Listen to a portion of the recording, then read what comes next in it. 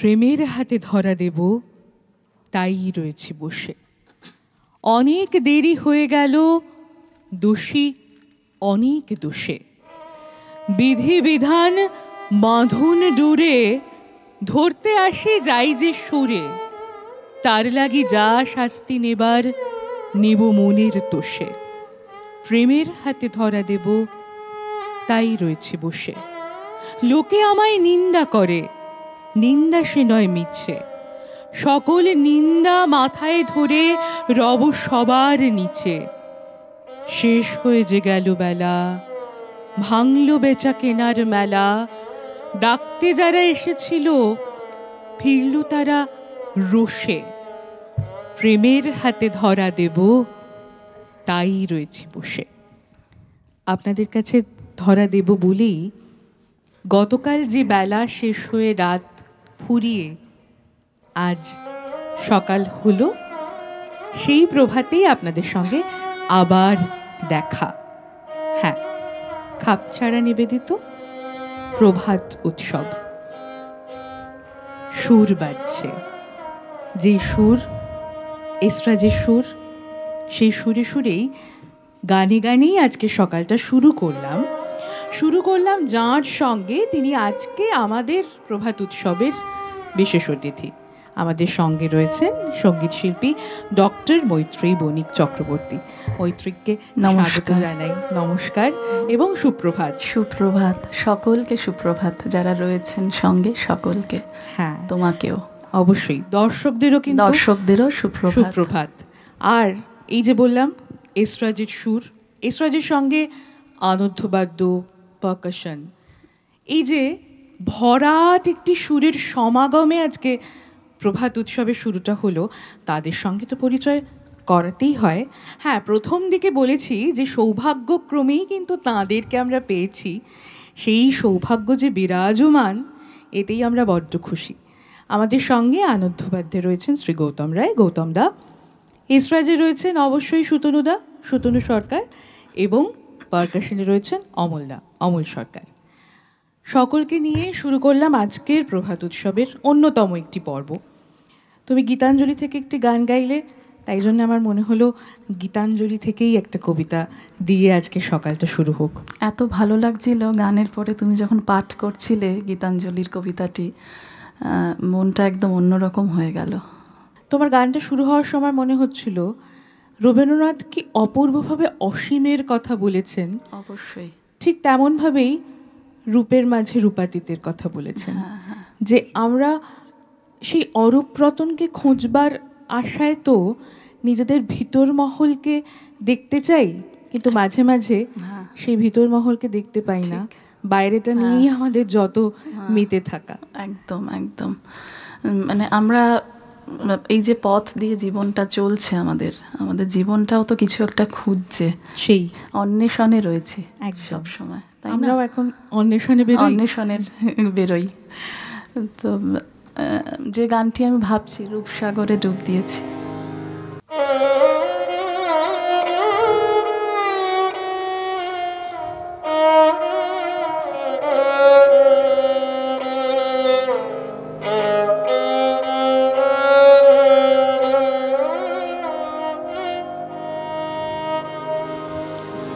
রূপ সাগরে ডুব দিয়েছি, অরূপ রতন আশা করে। রূপ সাগরে ডুব দিয়েছি, অরূপ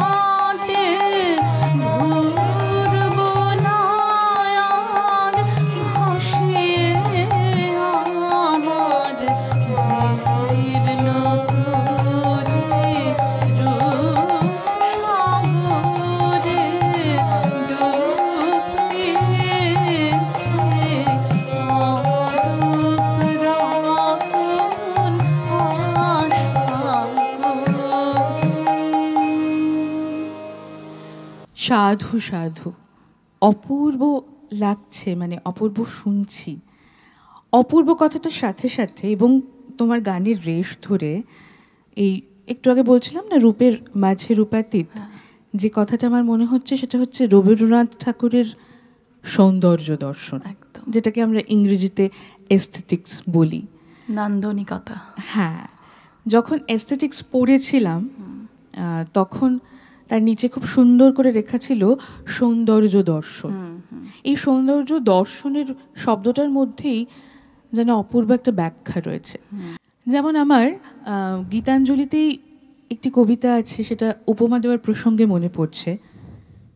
ছিন্ন করে লৌহে মুড়ে আর বিলম্ব নয়, ধুলায় পাছে ঝরে পড়ি এই জাগে মোর ভয়।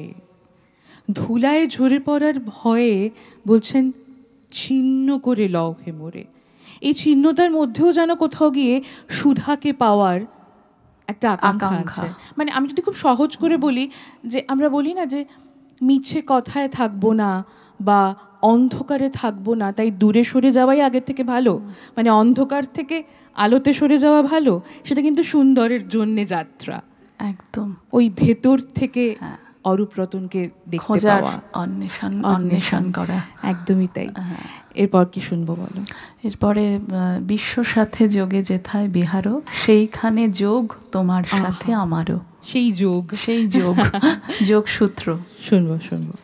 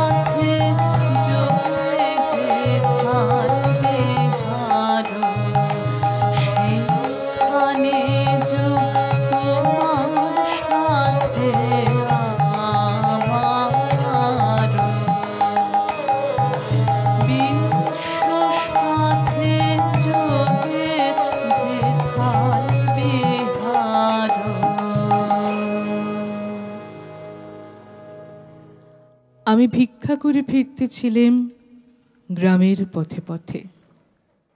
তুমি তখন চলেছিলে তোমার স্বর্ণরথে। অপূর্ব এক স্বপ্ন সম লাগতেছিল চক্ষে মম। কি বিচিত্র শোভা তোমার, কি বিচিত্র সাজ। আমি মনে ভাবতেছিলাম, এ কোন মহারাজ? আজি শুভক্ষণে রাত পোহালো। ভেবেছিলাম তবে আজ আমারে দাঁড়ে দাঁড়ে ফিরতে নাহি হবে। বাহির হতে নাহি হতে কাহার দেখা পেলেম পথে। চলিতে রথ ধন ধান্য ছড়াবে দুই ধারে। মুঠা মুঠা করিয়ে নেব নেব ভারে ভারে। দেখি সহসা রথ থেমে গেল আমার কাছে এসে। আমার মুখপানে চেয়ে নামলে তুমি হেসে। দেখে মুখের প্রসন্নতা জুড়িয়ে গেল সকল ব্যথা। হেনকারে কিসের লাগে তুমি অকস্মাৎ? আমায় কিছু দাও গো বলে বাড়িয়ে দিলে হাত। মুড়ি একই কথা রাজাধিরাজ, আমায় দাও গো কিছু। শুনে ক্ষণকালের তরে রইনু মাথা নিচু। তোমার কি বা অভাব আছে ভিখারি ভিক্ষুকের কাছে? কেবল কৌতুকের বসে আমায় প্রবঞ্চনা। ঝুলি হতে দিলেম তুলে একটি ছোট কণা। যবে পাত্রখানি ঘরে এনে উজাড় করি, একি ভিক্ষা মাঝে একটি ছোট সোনার কণায় কি দিলিম যা রাজ ভিখারি রে, স্বর্ণ হয়ে এলো ফিরে। তখন কাঁদে চোখের জলে দুটি নয়ন ভরে। তোমায় কেন দিইনি আমার সকল শূন্য করে। গান শুনি। বর্ষার একটি গান গাই।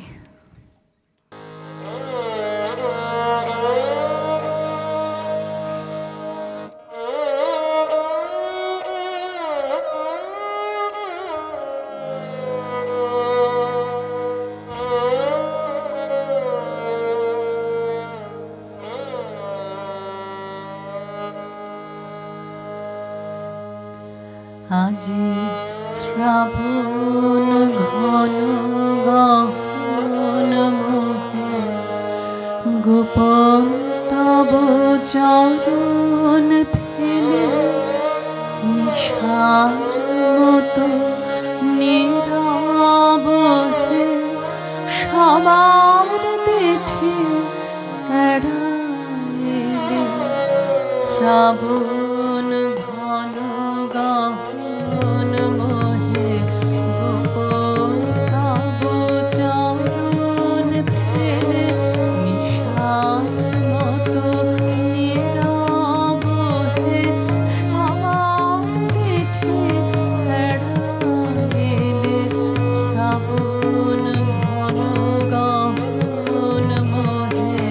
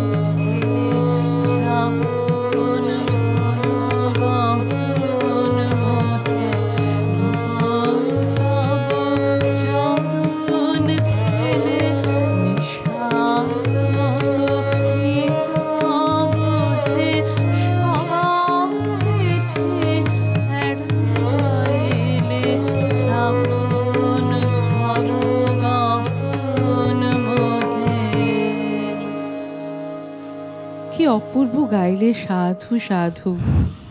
গীতাঞ্জলিরই খুব প্রিয় গান। হ্যাঁ হ্যাঁ, আমার খুব প্রিয় কবিতাও কিন্তু। হ্যাঁ অবশ্যই পড়ো। না এটা পড়বো না, তবে এর অনুবাদের একটুখানি অংশ আমি পড়ছি। হ্যাঁ শুনি। The woodlands have hushed their songs and doors are all shut at every house. Thou art the solitary wayfarer in this deserted street. Oh, my only friend, my best beloved, the gates are open in my house. Do not pass by like a dream. আমি এই অংশটুকু পড়লাম তার কারণ এই কোজনহীন কানন ভূমি দুয়ারে দেওয়া সকল ঘরে একেলা কোন পথিক তুমি পথিকহীন পথের পরে। হে একা সখা হে প্রিয়তম রয়েছে খোলা এ ঘর মম। সম্মুখ দিয়ে স্বপন সম যেও না মোরে হেলায় ঠেলে। হে একা সখা হে প্রিয়তম এবং পথিকহীন পথের ধারে পথিকই এসেছে। কোন পথিক? যে পথিককে আমরা সবসময় খুঁজি, যিনি আমাদের পথিক বড়, যিনি আমাদের সখাও প্রিয়তম। একদম সেই প্রিয়তম পথিক, দুঃখের সাথী সুখের সাথী, একেবারেই তাই। এবং ওই তার সাথেই ওই বিশ্ব সাথে যোগে যেথায় বিহারও। হ্যাঁ, তো গীতাঞ্জলির সবকিছুই কিন্তু আজকে কেমন মিলে মিশে গিয়েছে, মানে একটা সূত্রে গাঁথা হয়েছে। আসলে গীতাঞ্জলি এমন একটি বিষয় এত স্বল্প পরিসরে বোধহয় ব্যক্ত করা যায় না। আসলে রবীন্দ্রনাথকে নিয়ে কথা বলতে বসলে বা গান শুনতে বসলে সবটাই এত অসীম এবং বিস্তৃতির যে সত্যি সংক্ষেপে তা সারা যায় না। অসীম ও কালো সাগরে। হ্যাঁ হ্যাঁ হ্যাঁ, গান শুনি চলো।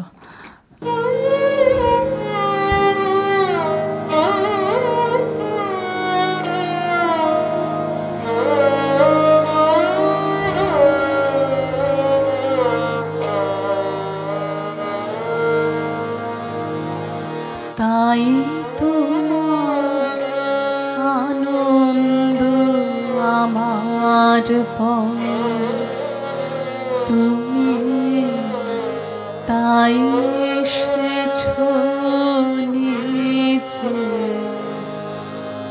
তাই তোমার আনন্দ আমার পর তুমি তাই এসেছো নিচে। আমায় নইলে ত্রিভুবনে সর তোমার প্রেম হতো যে মিছে। তাই তোমার আনন্দ আমার পর তুমি তাই এসেছো নিচে।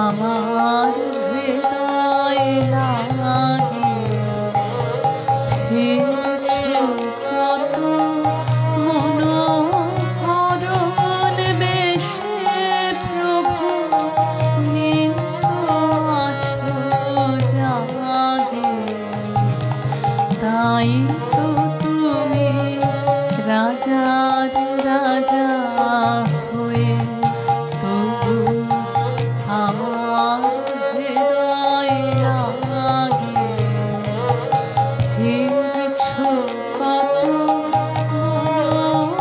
মনোহরণ বেশে প্রভু নিত্য আছো জাগে তাই তো প্রভু যেথায় এলো নেমে তোমারি প্রেম ভক্ত প্রাণের প্রেমে তাই তো প্রভু যেথায় এলো নেমে তোমারি প্রেম ভক্ত প্রাণের প্রেমে মূর্তি তোমার যুগল সম্মিলনে সেথায় পূর্ণ প্রকাশিছে তাই তোমার আনন্দ আমার পর তুমি তাই এসেছো নিচে আমায় নইলে ভুবনেশ্বর তোমার প্রেম হতো যে মিছে তাই তোমার আনন্দ আমার পর তুমি তাই এসেছো নিচে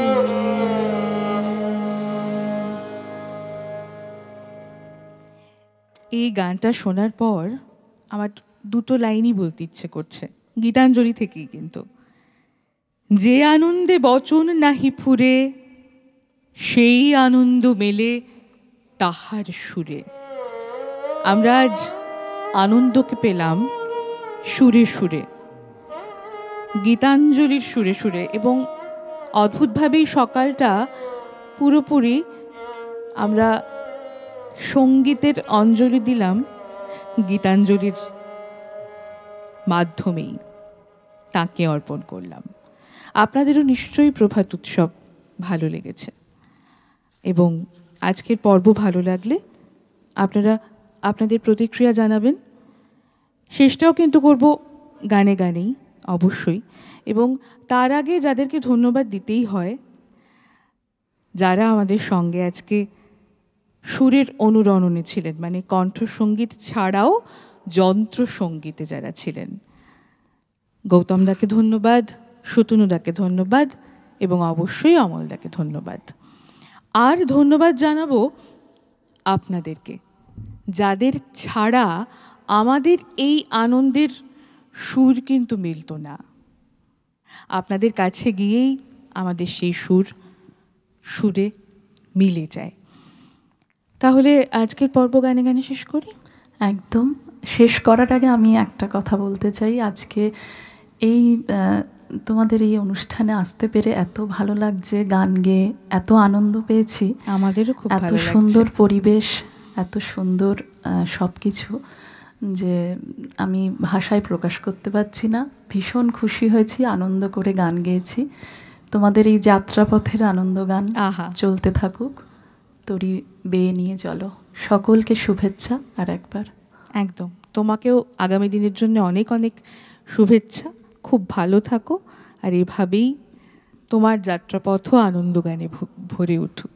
অনেক ধন্যবাদ, খুব ভালো থেকো, সকলে ভালো থাকবেন। আচ্ছা, আমি শেষ গান বর্ষার একটি গান দিয়ে শেষ করছি।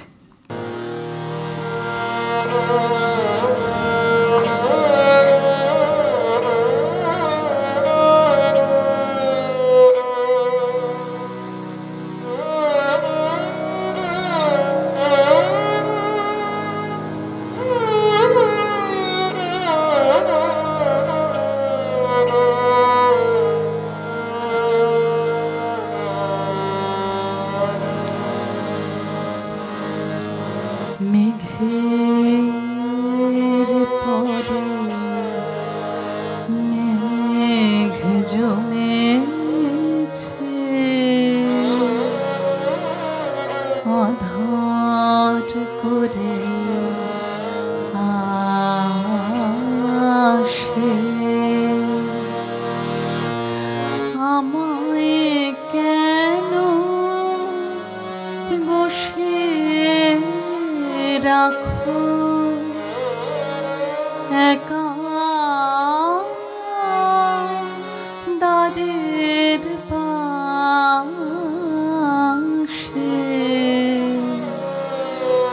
মেঘের পরে মেঘ জমেছে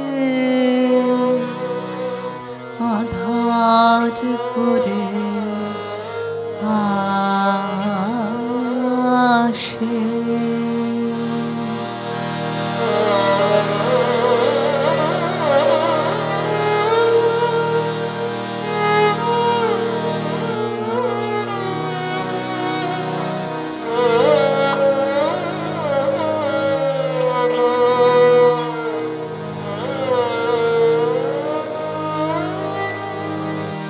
কাজের দিনে নানা কাজে থাকি নানা লোকের মাঝে কাজের দিনে নানা কাজে থাকি নানা লোকের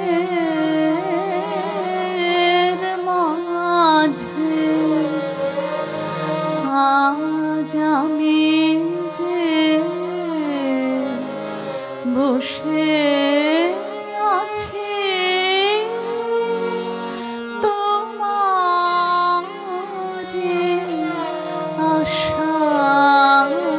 আশাসে মেঘের পরে মেঘ জমেছে আধার করে আসে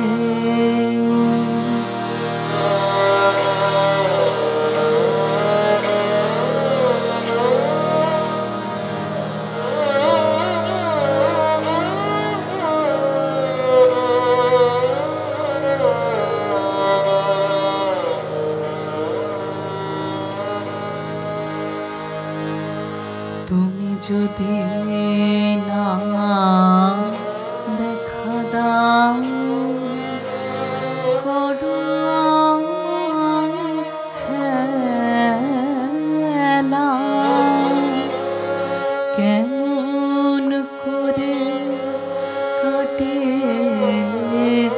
আমার এমন বাদল বেলা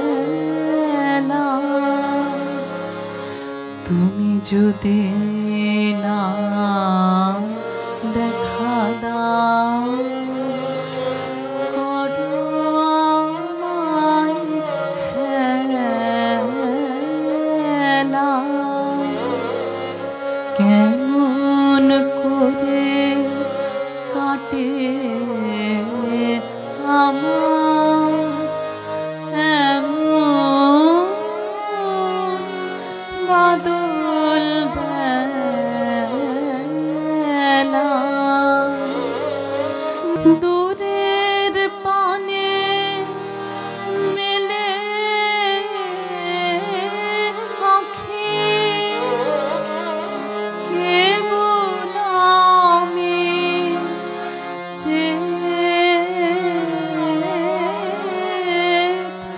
থাকি দূরের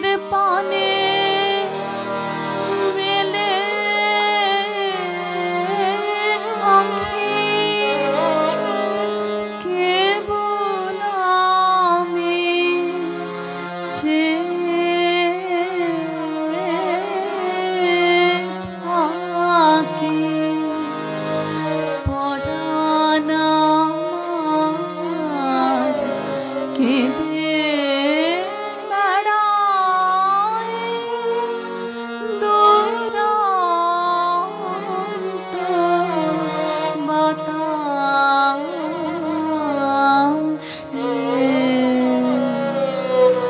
মেঘের পরে মেঘ জমেছে আধার করে আসে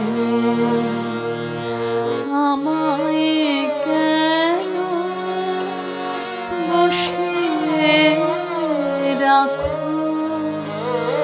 একা দ্বারের পাশে